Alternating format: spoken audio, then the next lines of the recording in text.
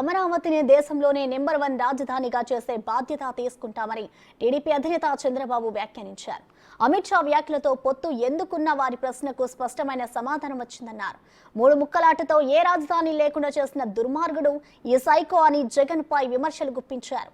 అవినీతి వల్లే పోలవరం ఆలస్యమైందని అమిత్ షా కూడా చెప్పారని, ఇప్పుడు ఏ ముఖం పెట్టుకుని తిరుగుతావు అని జగన్ ను ప్రశ్నించారు. ఈ ఎన్నికల్లో ఓటమి ఖాయమని జగన్ కు ముందే తెలుసని, ఆ భయంతోనే జగన్ కొత్త నాటకాలు ఆడుతున్నారని ఫైర్ అయ్యారు. సభ రాజకీయాలు చేసే ముఖ్యమంత్రిని ఇంటికి పంపాలని ప్రజలకు పిలుపునిచ్చారు.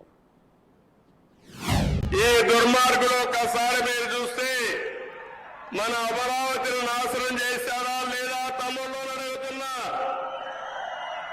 3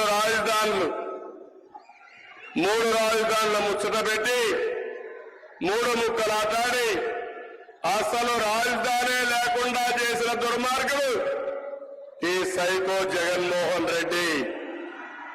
ఇప్పుడు అర్థమైందా మీ అందరికీ? మన రాజధాని అమరావతి 4వ తారీఖున మీరు ఓటేసిన తర్వాత అటు కేంద్ర సహకారంతో మళ్లీ అమరావతిని భారతదేశంలో నెంబర్ 1 రాజధానిగా చేసే బాధ్యత మాదని మీ అందరికీ హామీ ఇస్తున్నా. పోలవరం మీద ఒక నిర్దిష్టమైన హామీ చెప్పారు.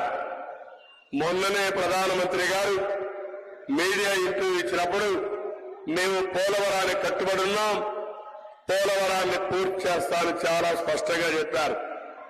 ఇప్పుడే అమిత్ షా గారు మాట్లాడినప్పుడు అవినీతికి పాల్పడి పోలవరం డిలే అయింది, మళ్లీ దీన్ని పూర్తి చేసే బాధ్యత మాదని చాలా స్పష్టంగా హామీ ఇచ్చాడు.